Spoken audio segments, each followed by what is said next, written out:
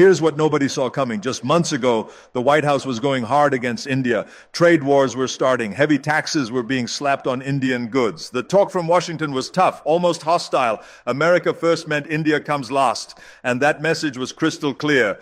But then something flipped. Almost overnight, the tone changed completely. Now we're hearing about partnerships, cooperation, even friendship. The same administration that wanted to squeeze India economically is suddenly talking about working together. That's not just politics shifting. That's a total turnaround.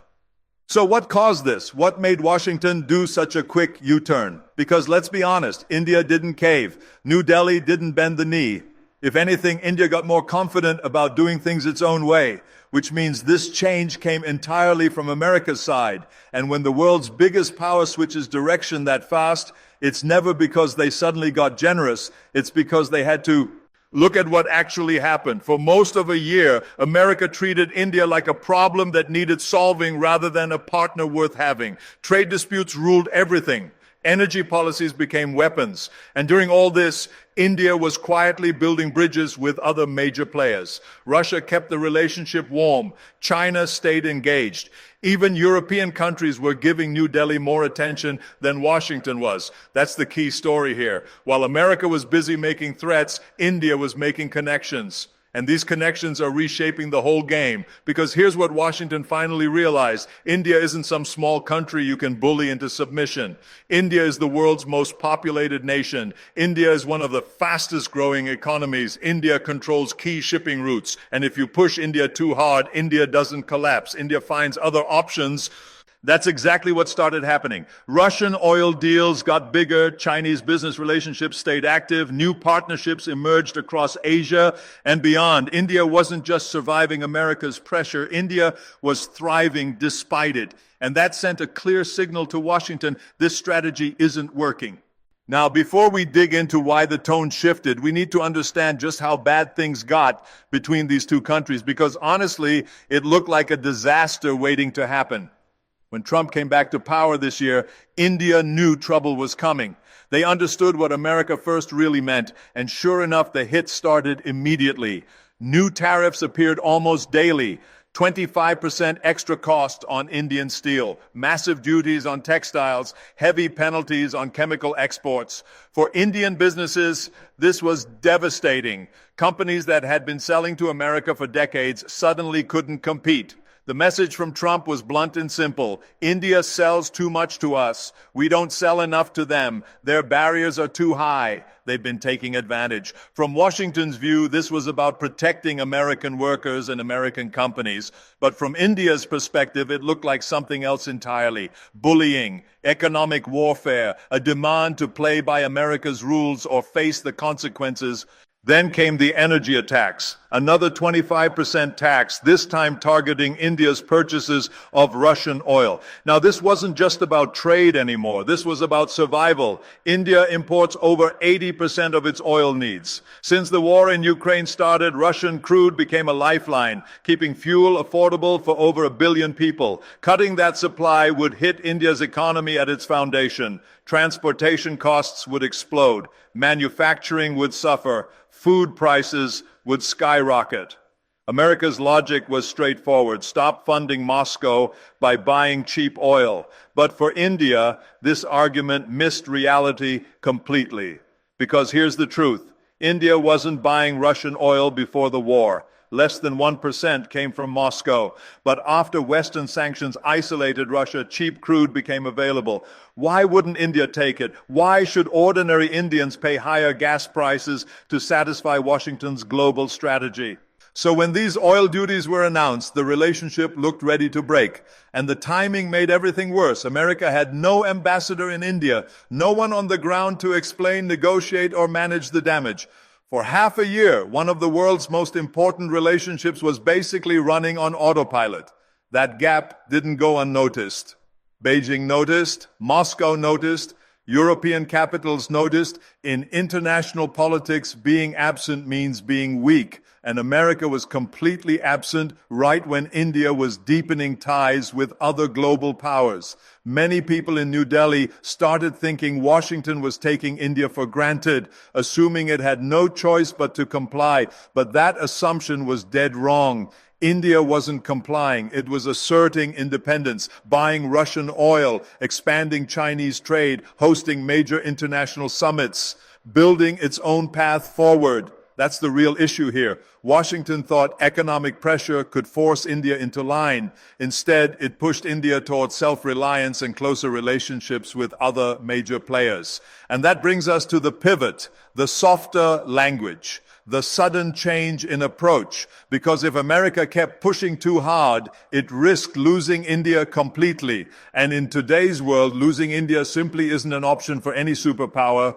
So here's where the story gets really interesting. After months of pressure, after tariffs and duties and threats, after leaving India without an American ambassador for half a year, Washington's tone suddenly shifted, not gradually, almost overnight.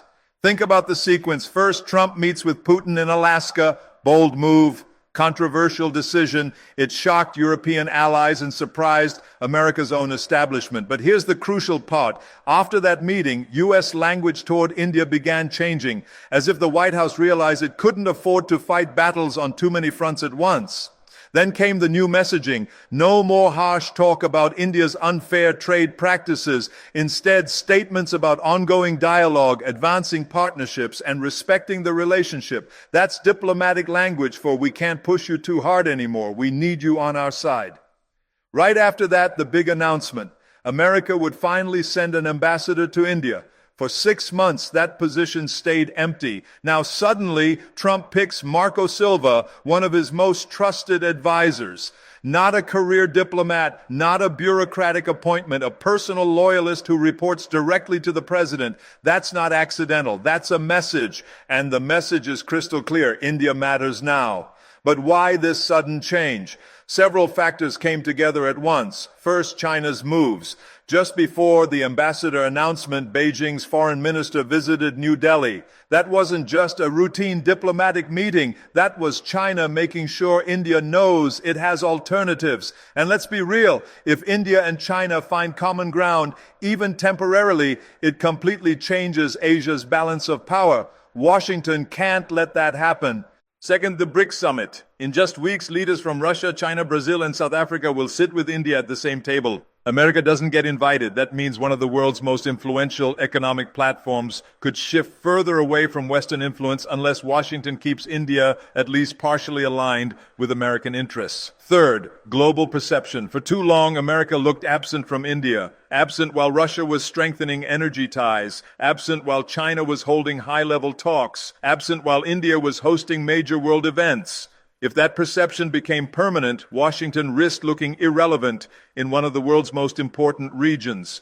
No superpower can afford that. So the tone changed, not because Trump suddenly developed warm feelings for India, not because Washington had a change of heart about trade or energy, but because strategy demanded it, because reality forced it. India didn't back down. India didn't surrender, and that's exactly why America is now recalibrating its entire approach. This softer tone isn't the final move, it's the opening of a new phase, a phase where Washington tries to rebuild trust, reestablish presence, and pull India closer without applying too much pressure. The big question now is how India will respond, and what leverage does New Delhi actually have in this moment? That's what we need to explore next. Here's the thing about real power in international politics.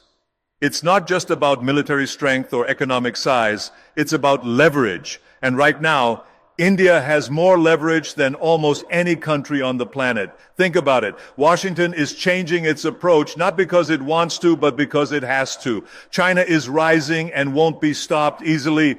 Russia refuses to be isolated despite massive pressure. Europe is divided and uncertain.